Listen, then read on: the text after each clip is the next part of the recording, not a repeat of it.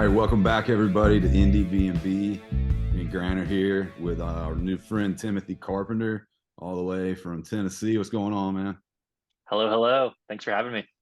course, we're glad to have you on. We were just talking before we started here, and what was kind of you're originally from Ohio. What got you from Ohio to Nashville? Yeah, that's a great question. So I grew up in Cincinnati, Ohio. Was there until I turned 18, then went to college just north of Chattanooga, Tennessee. And I was there about 4 years, I think, 4 or 5. And then just in middle of the pandemic, 2020, my wife and I moved to Nashville. She started nursing school, and that was really the primary reason for us moving. And now we're here doing music, and she's working at Vanderbilt, and life's good. I can't think of a better place for doing nursing and doing music. So It worked really out did kind of perfectly. work out well. Yeah. So growing up in the Midwest, how was that with your music influences? Did you get a lot of thrashcore metal, or did you get some more uh It calmer is. stuff?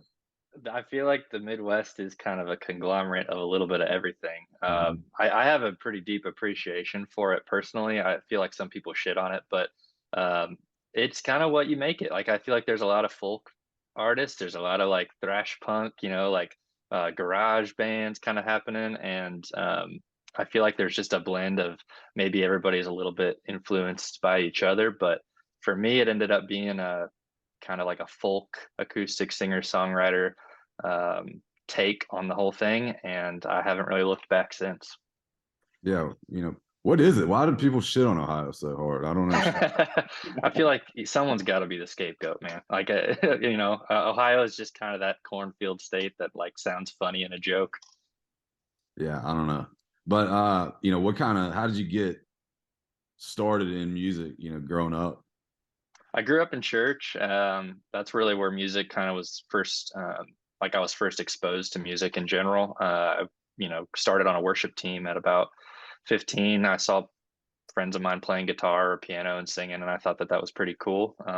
So I asked for a guitar for Christmas one year, and I got this like $45, hand-me-down guitar that my parents probably bought at some garage sale. And Yeah. I tried playing it for like, I don't know, probably a half hour the day I got it, and it was damn near impossible. I was pretty defeated. I put it in the corner and didn't touch it again for like 3 years, and then I was finally kind of got the resolve to pick it back up and play and start writing songs or trying. Candidly, there was my wife was also, we grew up together, so she was on the worship team when we were kids, and I had a big crush on her, and I thought maybe if I played guitar, she'd be into me, and here we are about 15 years later, and I guess it worked out. So I'm gonna say it did work out. I mean, chicks dig yeah, the guitar player. So, I um, believe it. did you find it harder or easier to kind of, obviously growing up in church, there's that obviously like the church sound, but did you find it harder or easier to kind of once started writing songs to kind of evolve from that? Um, Yeah, that's a good question too. I think it definitely played a big part in the way I play music. I was just talking with somebody the other day about even just the way I hear like chord progressions or melodies is really rooted in Christian worship music. It's pretty standard, it's similar to like country or pop. They pretty much put four chords into a song, and then I will say they're pretty known for their like emotional dynamics in music, and so that's why, in my opinion, it works. I think that my music has similar qualities. Like I'd say that I use uh, pretty standard chords and voicings, but I feel like what really is the secret sauce is some of the melody and the dynamic that's used in my songs just to kind of evoke certain emotions. Not really, it's not intentional like from me to be manipulative in any way. I do think everything that I make is an attempt at being pretty genuine, and I kind of call it like my journal, or like my public diary, if you will. But yeah, I think there was a bit of a like a divorce that had to happen. I grew up, I was leading worship. I did that professionally for about 4 or 5 years, and then since leaving that world, I don't really want to like try to recreate that same style of music in the same way. I don't really want to be confused for religious music per Mm. se. But I do like, I would say, um, I do like to infuse my songs lyrically with a bit of spirituality because I'm a spiritual guy, and so it's important to me to not like completely abandon that. Yeah. Um, one thing that stuck out to me when I was listening is to your music. I was the the recordings themselves are just like there's a lot of clarity. What do Mhm. you record? Are you recording yourself, or are you got somebody Yeah, who mixes your stuff, or what? yeah, I've got a guy named John Class that I work with primarily. He's amazing. He's here in Nashville, works with a lot of our friends as well. And he's just, I mean, he's absolutely the best at, in my opinion, at what he does, producing, mixing, arranging, that kind of a thing. And lately I've been recording a little bit more here out of my house, and then like typically demos, and then I'll pass that along to John, and he might say like, "Hey, those guitars sound great. Let's use those," and then we'll kind of build from his studio on top of that. But yeah, he does a great job because I feel like my music is so. I feel like it's complex musically. There's a lot happening. There's a lot of like ear candy moments here and there, and so I think he does a good job of carving out space so it's not just clutter and noise. Because I think that there's a fine line between something that feels like digestible and something that's just like there's too much fucking shit happening. Yeah, yeah. Yeah, 'Cause I can't remember what song it was on, but it felt like it almost I could like picture myself. It felt like I was sitting in like a room with you, like almost like in a cabin or something. Like, and I could just it was like I was sitting there with you listening to that's it, not awesome, just dude. like and it was just, on my laptop coming through these speakers. So it's not, Hmm. some incredible sound system I was listening on. But yeah, I was like, man, this feels like I'm, just sitting there listening to you play guitar and sing on top of it. So I um appreciate that. That's kind of the goal. I mean, my music, I've told people before, I don't generally write my music with the listener in mind, but I do hope that people that hear it feel like it's kind of personable and honest. And I think there's something about like some of my influence, like Sufjan Stevens or like Christian Lee Hudson, the way their vocals translate are just as if somebody's talking to you, very conversational. And so that's something that I feel like between John and I we've achieved, and I'm pretty excited about it. yeah, worked for me. And we got to ask, did the TV really fall on you? What's the deal with that, man? That's a good question. Yeah, like I said, I do my best to tell the truth in my songs. There's a little bit of embellishment here and there, but that's tried and true. I was like, I will say, I don't think it was 2003 because I would have been 9. I think I was maybe 7 or 8. And I was like laying on the floor of our basement watching one of these big old, you remember those TVs that had the super heavy glass front on them and they're like that deep. And so I'm like laying beneath this thing, got my arms like this, and I'm just kind of watching cartoons or something. And my feet, I'm just kicking the doors on these. It was like a TV stand that had little compartments for DVDs or VHS or whatever, and I'm kicking them back and forth because my ADHD brain needed to do something in the middle of watching this show. And I guess I kicked it in just a way that the whole thing collapsed, and this TV just like fell on me. And so, and I pushed it off. I was dizzy. I was screaming, crying, all that, and ran upstairs, tell my parents. They check out my forehead, take me to the hospital, found out I had a concussion. They said I should be fine. As far as I know, nothing, crazy happened as a result, but sure enough, no joke, I was sitting at my breakfast table with my dad like a week later, and he was, I believe the phrase that he used was something to the effect of, you should consider yourself lucky, or maybe it was like, God was looking out for you because somebody else just died from this TV falling on their head and you didn't. And so while I understand like the heart behind what he's saying. In the moment, I was like, oh yeah, I'm so lucky, thank God. Now as a damn near 30-year-old, I was kind of like looking back on that experience and kind of wondering like, well, how could you say that? And not really to throw shade at my dad, but more just like why do we look at things that way? Why do we justify things that way when like my life is not arguably more valuable than this person's, but in the context of my family, It maybe is. it is, even though, yeah. So Mhm. it's just a bit of existentialism peppered in there, but it's certainly, it's funny to me that like, as I ask the question in the song, like, what do you think that means? Or like, what's the purpose of this thing? Perhaps it was just that I'd write a song about it 25 Yeah. years later. So Well, how was the TV? Was it okay? TV was all right. Yeah. All I right. think yeah, it made it out unscathed. That's- I'm glad to hear that because we can replace you, I guess, but we cannot replace TV. That's what we need I to mean, take there's away. there's plenty of folk singer songwriters, Yeah, but we those can. VHS built-in TVs are kind of they're probably worth something these days. Yeah, they're hard to come by now. Yeah. So That's funny. let's kick it over to Grant. Talk some live music. Yeah, so one thing, before we move off of some of your albums and stuff, like you have kind of like it's like a season of age, within one of your albums with prep school. Like, talk about the influences of just getting into that. Like when we're talking Yeah. grade school to going in, like the kind of the shorter song in the first part, and then we kind of build. But when you created that, what was the inspiration, and what were you looking at in your life at that point? Yeah, I really I had no idea that I was gonna write this concept record prep school.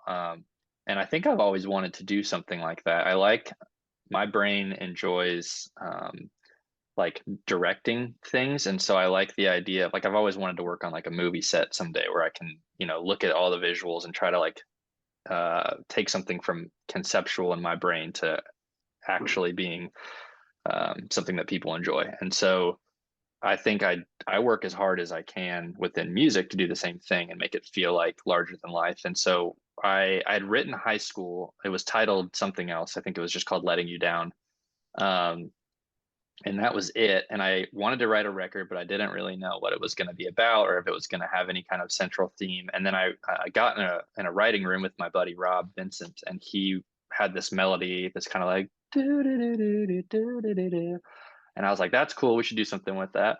And I started writing about grade school, just like these memories I had. I was like, I think I had told him I really wanted to write about like my appearance and how when you're a kid, you don't really know that anything's wrong with you until somebody tells you. And generally, they're not even right. They're just, it's somebody Mhm. being mean or whatever. And so um, I wanted to write this song that's like, man, I remember being in school and somebody pointing out like my teeth with a gap or too tall or my, something about me looks funny. And then it really starts to make you question intrinsically, like, why am I damaged? If that's not the way it's supposed to be, why am I this way? And so once we had that song, and then I think I'm either in the shower or in the car. That's kind of the two places I feel like I have my best ideas. And I just was like, oh my God, this Letting You Down song kind of feels like what my high school experience was. And I've already written this other song, grade school. What if I wrote this prep school concept record um, that really just kind of travels through my formative years, specifically surrounding school. I grew up in a private Christian school, and so there's all kinds of like, faith and deconstruction and trying to find your own identity, and just a lot of themes that all circled around the educational experience for me. And I never thought I'd write a concept record about school, but that's kind of what it ended up being. And then I wrote undergrad shortly thereafter, just to like kind of capture that college period of my life. And then yeah, I wanted I kind of going back to the movie analogy. I really wanted to end it with something that felt thematic, and so that's where that little short graduation song comes in, as it kind of just glues the theme together, in my opinion. Very cool. Very cool. Well, like within all your music, Tash mentioned it earlier, like it's like you're sitting there with you when you're listening to it. Now, when you do play live, like I walk into the show, I've never seen you before. What can we expect? What are the things that you want me to take away, and what's it like? I mean, we've talked to people before. Lowen being an example, like she's kind of a folk singer at heart, but then when you see her live, she's very loud and very intense. Sure. And so, talk to me about what your show's like, brother. My shows have been pretty dynamic. I feel like just from there's a few different setups that we've been doing. I'm pretty new at this as a solo project. I used to tour with my wife in a folk duo, and so we used to do that kind of a thing. But since moving into this project, I have only played a handful of shows so far, and a couple of them are just me and a guitar, just real, stripped back and raw and intimate. And then lately I've played with a trio a couple of times, which has been a keys player and a cellist. And I like that setup a lot because I think there's so much happening with the record that we don't play with tracks or anything, at least not right now. And so it's almost impossible to try to recreate the record verbatim. And so what I've tried to do is interpret it in these different settings, depending on what the venue, feels like it would be the best case. And so I love having strings if I can manage it.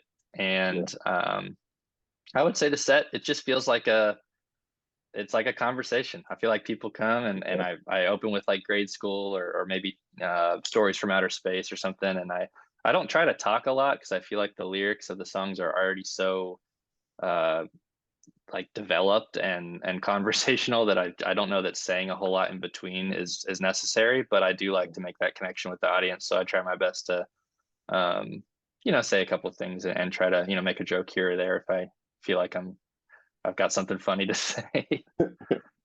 Gotcha. Well, like, what are some of the, obviously ideal venue you could go, we could talk, big theater, we can talk, intimate bar, like what's your current, you like, where you like going the best right now?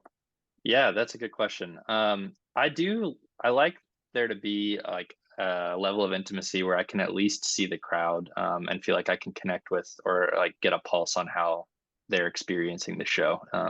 And so I've played a couple bars, a couple coffee houses, a couple backyards, and then a couple proper venues during this project. And I'd say I do like the venues the best. I like being able to be kind of on a stage where there's like a proper sound system and some lighting. But they're usually like 200-300 cap, something like that, where I can still see the back of the room and I can still kind of feel the energy of the people that are listening. I mean, I'd certainly love to play larger venues in the future, but I don't really ever dream of playing like arenas or anything like that. I don't know that even if my music, like even if there was a demand to play that size, I think I'd want to stay like under 1,000 or right around that, just because those rooms feel accessible, I think, as an artist. And the larger you get, it just almost divorces you from the crowd, and it kind of feels like maybe a little dehumanizing as an art. Like you're really just a product at that point. And so, I'd love to really play like mid-sized clubs, I think would be the goal moving forward. Yeah. Very good. Well, and obviously we're here in Atlanta. Like, have you been here before? Have you played here before? And what are some of your favorite places here? Yeah, I've not played much in Atlanta. Done a couple of house shows. Trying to think if I've played any venues. I'd love to play Eddie's Attic. I feel like that would be a really cool room, just to share some of these kind of songs with like a keys player or a strings player or something. I don't think I really know many of the mid-sized venues in town, but definitely one of the places I want to play more often. I am coming to Atlanta on in February. I think it's like the 17th maybe, and we're playing. It's like a bookstore, I want to say. It's a really small little intimate venue called Omi, or is it Omi's? No, I'm on the spot. I'm not sure, but it's one of these venues, and I'll have to look it up and then go from there. But yeah, excited to come through Atlanta. I'm playing with my buddy Ben Strawn and my buddy Spencer Thomas Smith, both great songwriters, and I think it'll be a nice little intimate show. Nice, awesome. We'll have to get out there February 17th here in Atlanta. Well, you've made it through the other portion of the interview. Now for the really difficult portion, Pete Peterson's party pack of questions. We're gonna see how quickly you can get through these. And here we go. Cool. Let's do it. Party pack questions. Cake or pie? Cake. Salad or soup? Soup. Sunrise or sunset? Sunset. All right, I like it. Would you rather hit a home run or score a touchdown? Touchdown. Hooday, go right. Bengals. All right, there we go. Would you rather have a night in or a night out? Night in. Night in. Big introverted guy. Okay. This one's going to be an interesting question for you then. When you walk into a party and your jam comes on, what are you doing? The robot or the worm? I think the worm, because I'm 6'4", and it's much more impressive looking than the robot, just because of the length itself. Oh man, that's a long worm. It's a long worm. That's the I goal. like that. I like that. All right, guac or queso? I think guac. Waffles or pancakes? Pancakes. Coffee or tea? Coffee. Although I think I am trying to switch to tea. Coffee is starting to wreck me. He's in transition from coffee to tea. I like it. Yeah. Dogs or cats? Cats. I have 2 of them. Although I love dogs. All right. Ninja or a pirate? What do you like more? Ooh, pirate, I think. Shiver me timbers. Let's go. Gatorade or Powerade? What are you drinking more of? Gatorade. All right, it's in him. Let's go. Toast or bagels? A bagel. Big bagel guy. Okay, some smeared. Let's go. All right. Chips or pretzels? Chips. All right. Fries or tots? Tots. When you're sitting down at night, do you watch a TV show or are you going to sit down and watch a movie? Movie. Movie, man. All right. Are aliens real? Absolutely. Okay. Bigfoot, is that real? I don't know. Okay. I'm gonna say yes. I'm gonna say sure. I don't know. That one's tough. And love at first sight, is that real? Absolutely. This guy's a believer. He's a believer. We love it. We love it. All right. And our final question of Pete Peterson's party pack of questions. What are some bands that we might not know that we ought to check out? A couple of Yeah. Just give me 2. Okay. My friend Gabrielle Grace, she's great. Here in Nashville. I think you should check her out. Been listening to this guy Ken Yates a lot recently. I want to say he's in Canada, but his record that just came out is called, I think it's called Cerulean. Now I'm gonna eat shit if I'm wrong there, but it's a really the record that he just put out is really good. You asked for 2, and I'm gonna give you one more. There's a band called Homes at Night in Nashville that just put out their first EP, and it is incredible. I think those are the 3 that come to mind. Beautiful. We got Gabrielle Grace, Ken Yates, and Homes at Night. We'll be taking a look at them. They might be featured on some of our content coming up here. But Timothy, we appreciate you taking the time, man. I'm gonna toss it back to Tash to wrap us up here and get it going. Yeah, Sounds man. good. We he graduated Pete Peterson. Might be your next song. But yeah, we appreciate you coming on. Everyone's listening. He'll be here. Looks like February 17th. Cool. Go check him out and listen to him. I guess you're Spotify, Apple Music, everywhere. And I am, yes. Hey man, we really appreciate you coming on, and hopefully we can see you play soon. Yeah, guys, thanks for having me, and hope to see you on the 17th in Atlanta. Yeah. All right, take care. Let's go. All right, see ya. Good.